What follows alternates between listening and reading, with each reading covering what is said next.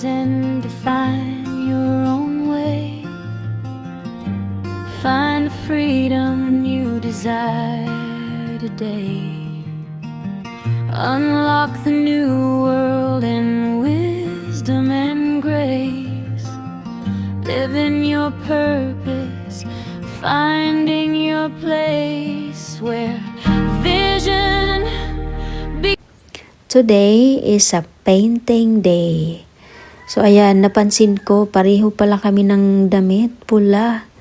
Ayan o, may basketball player sa likod ko.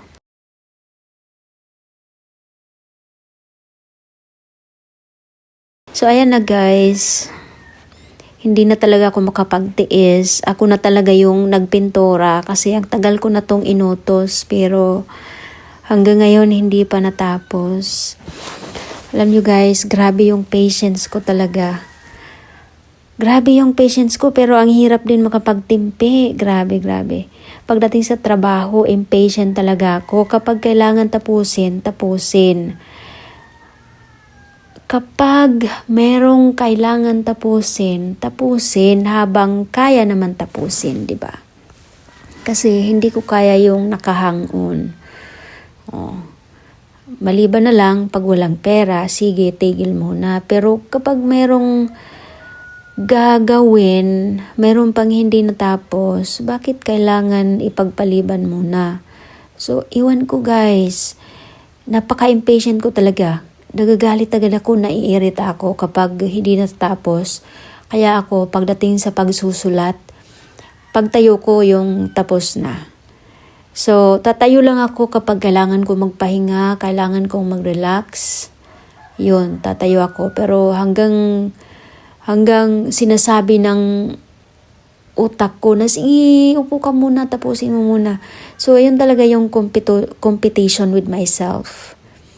So, sabi nila, ang buhay ay hindi race. Of course. Pero yung sarili mo ang napakalaking kompetensya. Gaya na lang ng ipagpaliban mo. So, ayun, kompetensya yun. Tapos ikaw naman makikinig doon sa delay.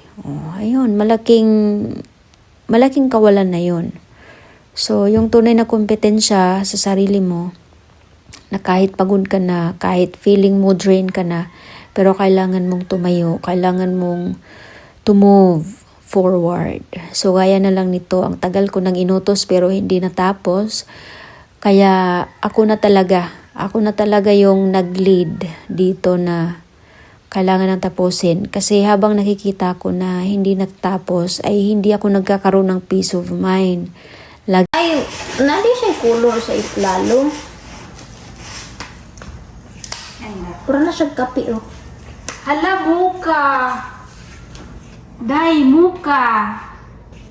Pinais no mocha. Langka. Ano saan ang mocha?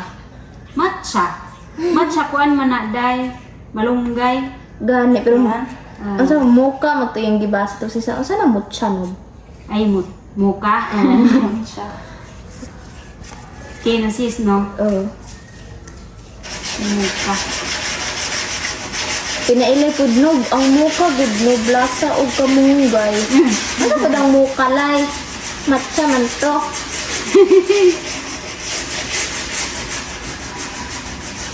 Sige daw, day. Daw, assistant. May assistant. Ibutan daw sa bangko, day. Day.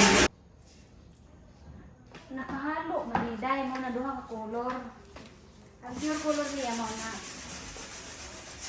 So, ayan, pintura na sa likod. At dito naman ay magpipintura na sa frame. So guys, kani, more than 2 weeks na, sige pangitag pintura. Niya, wala yun nakuan. Karon lang makapintura. Naman ni karon. Nakakita ng jud kog pintura sa kahoy. katong dati, nagpalit ko varnish, unya, dili man mawala ang color. So, naka-decide ko nga magpintura na lang. So, finally, kani, muna din ni ang final touch.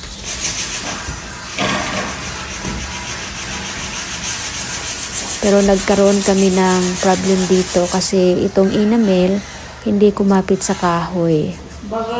Kasi itong frame ay dati napinturahan na ng varnish. So nalagyan na ng varnish before, kaya nagkaroon ng conflict na hindi na dumikit yung pintura. So sa ngayon ay hindi na nag-work itong kahoy. I mean pintura para sa kahoy. Palpak, mangyapon na itong trabaho dire. Murag di mo kapit. Lahi ko rin ang kubite, mararag ko wala. Glossy mo kinin ko Basta pinabas na kamay ang brush. Basta brush maya. Patay. Baha gani. Basta ko ni ko kanobe. No ba yung bugasin no? Wala man lagi pintura sa kuan kulon. Kasi sa kuan ni kala sa barangis. Sa barangis na dahil.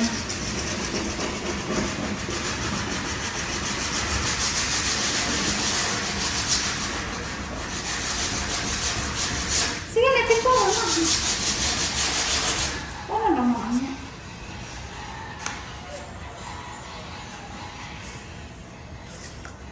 Siya.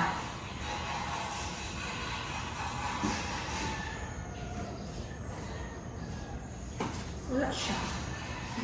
Wala talaga eh. Mura na niya siya kung sinaan niya.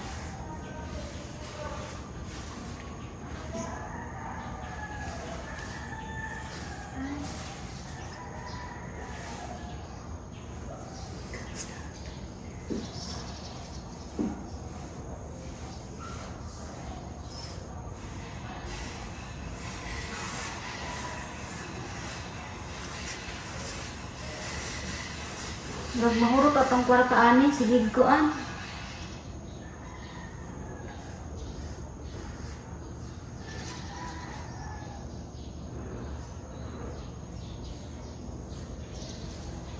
Sumandi ay black na lang ha. Maglabot gani ko black na ni ba? Kapro di ka away color. Black? Black na siguro ni, ha? Ay na.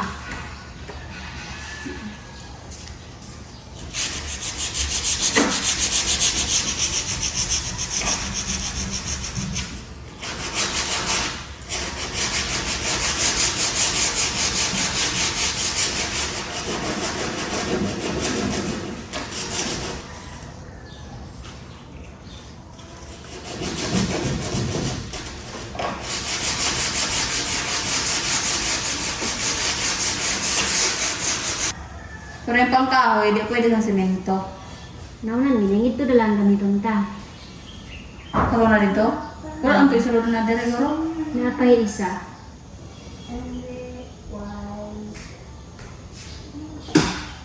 Amo kinangan yung pagabotang dosiyan. Napay isa pag concrete.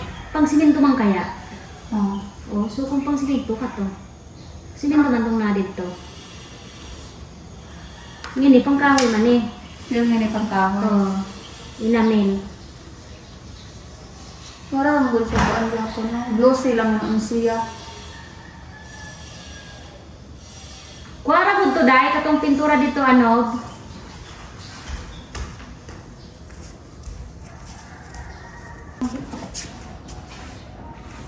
Pwede na ito kuha na ito, te. Siguro sa pawan na para masinaw. Asa. Isa. Asa to. Wala ida. Kahoy. Kaya gumawa na lang ng paraan na para makapagpintura. Guys, muna ni resulta. Ang color sa kahoy, wala ni change ang pintura para sa kahoy, wala na usab ka ng dating color. Kani, pintura sa semento. Kita nimo nga nausab na ang color. So, kanina yun.